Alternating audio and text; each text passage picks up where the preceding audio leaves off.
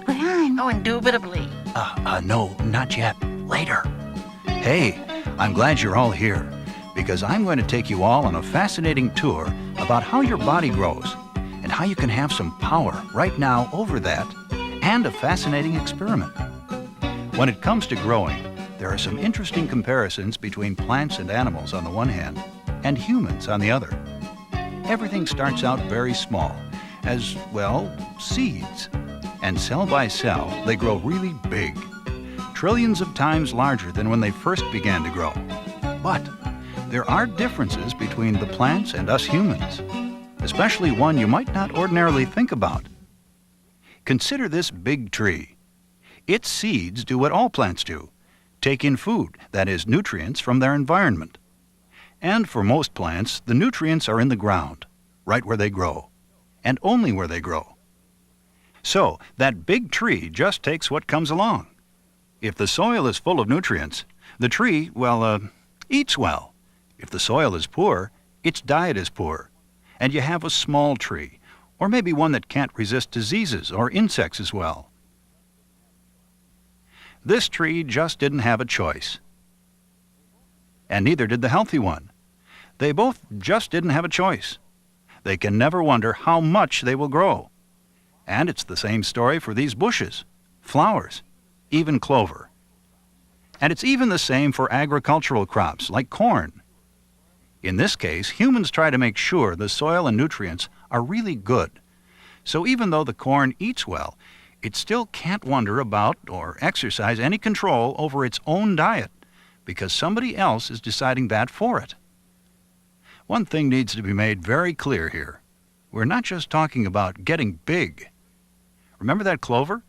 It's not big in the scale of things. But the tree, it is big in human terms. So what's the point for us? Simply that the clover and the tree both reach their full potential, whatever their relative sizes in nature. And it's the same with animals, too, like these horses, or cows, or probably even your or your friend's pet.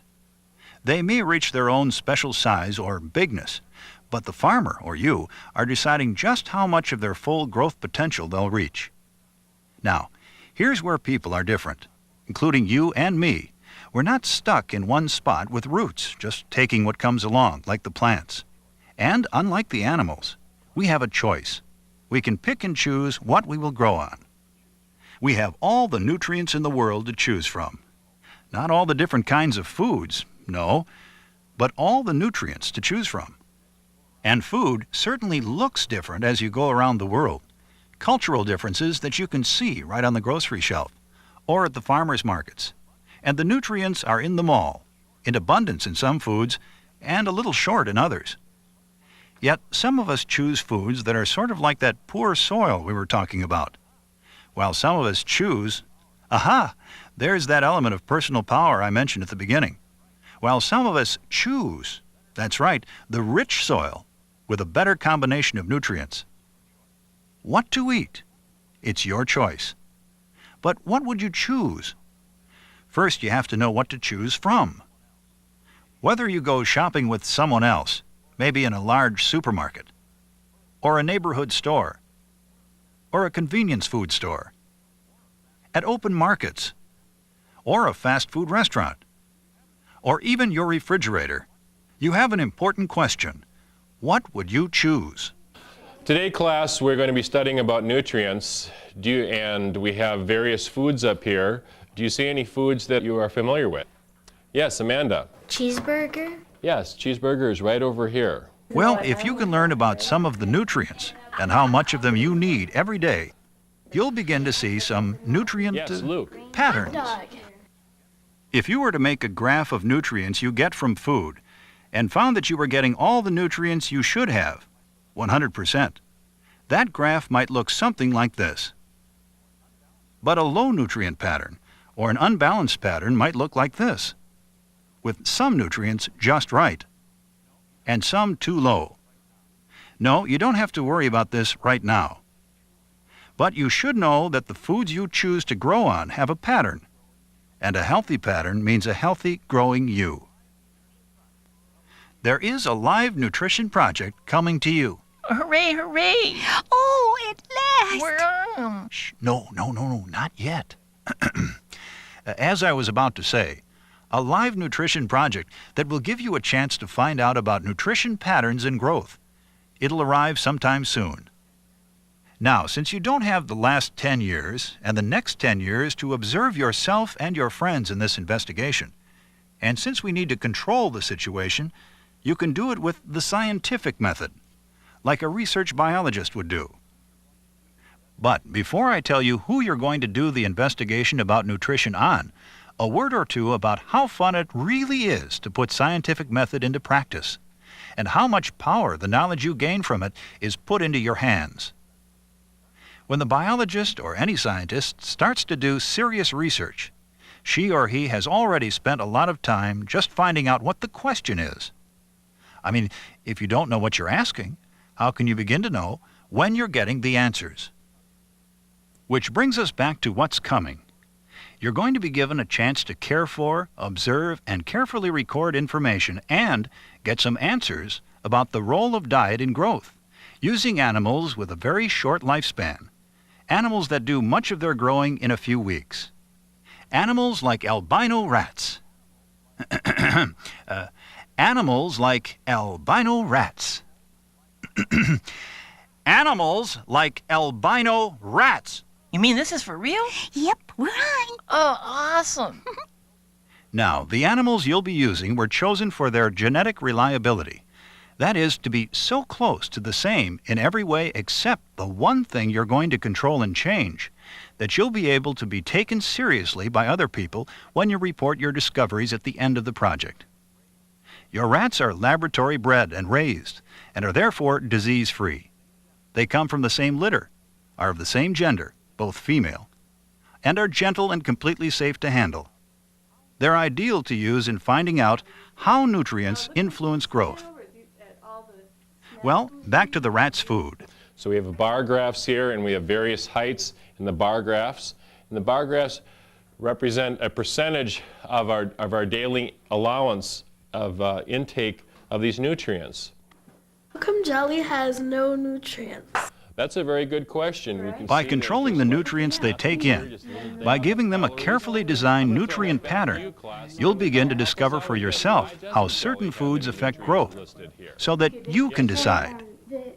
Because your rats are similar to humans in the foods that they'll eat and in the way their bodies are designed, you'll be able to make some fairly good judgments about the nutrient patterns your own body is getting and how your growth is being influenced by the foods you eat.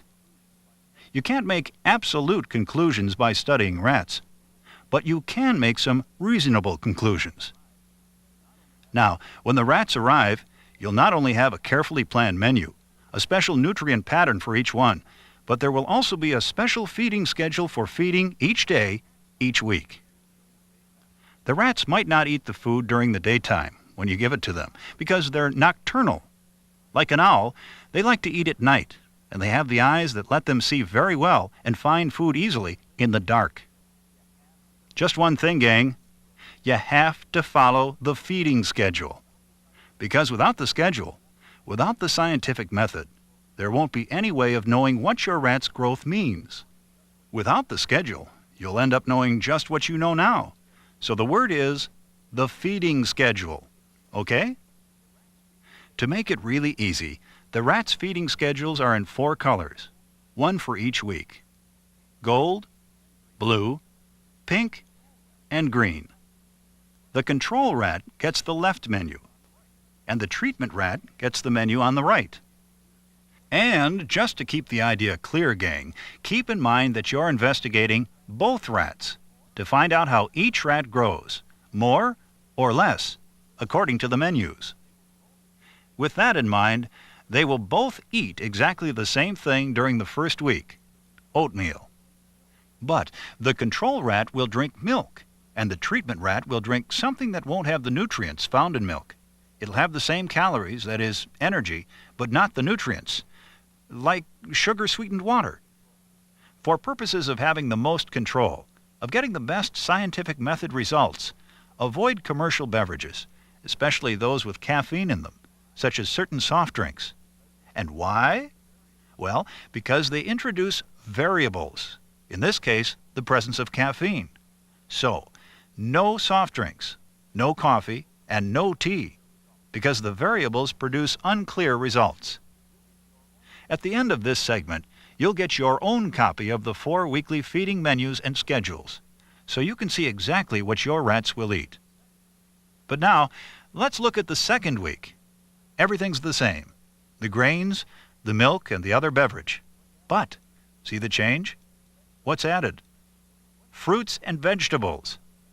What nutrients do you think they have that grain products, milk, and the other beverage don't? And how will they affect the rat's growth?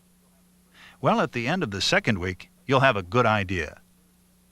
Let's add one more thing the third week. Everything being the same, but add meat.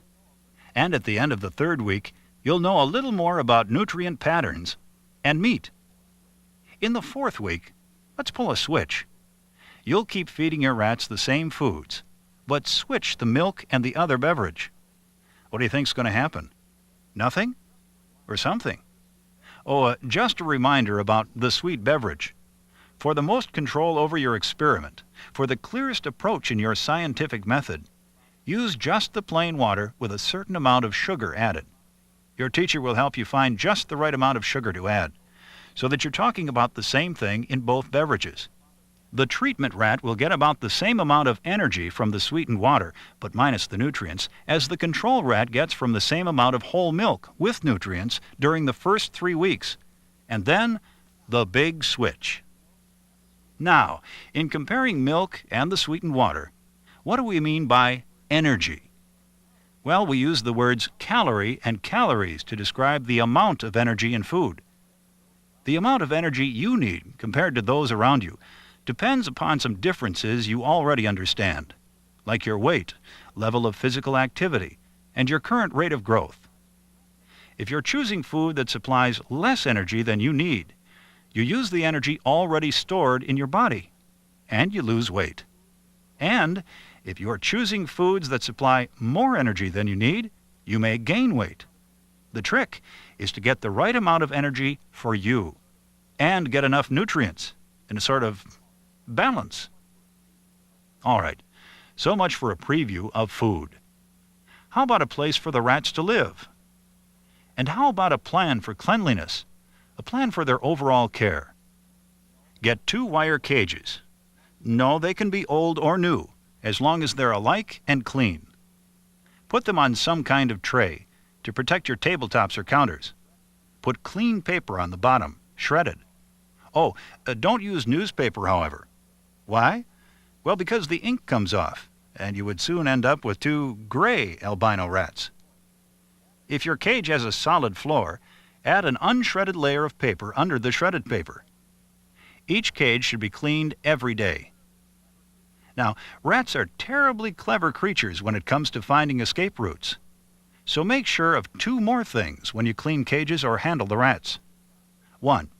Put the rats in a shoebox or similar plastic container, but with air holes in either case, and hold the top on. 2. Always lock the cage door or secure the cage cover, depending on the type you have. An escaped rat can end your project just as surely as a misfed rat.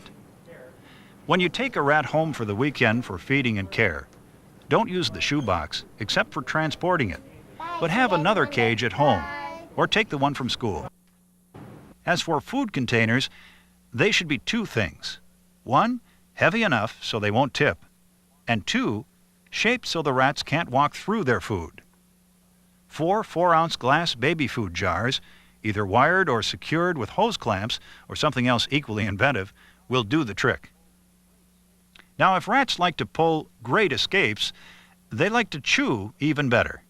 And a poorly designed label on each cage stands a good chance of looking like the shredded paper on the bottom of the cage. So make a label for each rat that's durable and firmly attached to each cage, but not on removable tops. And why? Because removable tops have a funny way of getting switched around, don't they? And nobody ever seems to know how in the world it happens. Each label should tell the rat's name, whether the rat is the treatment rat or control rat, and the fact that her tail is marked. By putting the mark right at the base of the control rat's tail, you'll have an accurate spot from which to measure every time. And again, a clearly marked label will help ensure there's no confusion over who's who. Finally, the label should tell whether the rat is getting the milk or the other beverage. What happens to the rats after the end of the school day?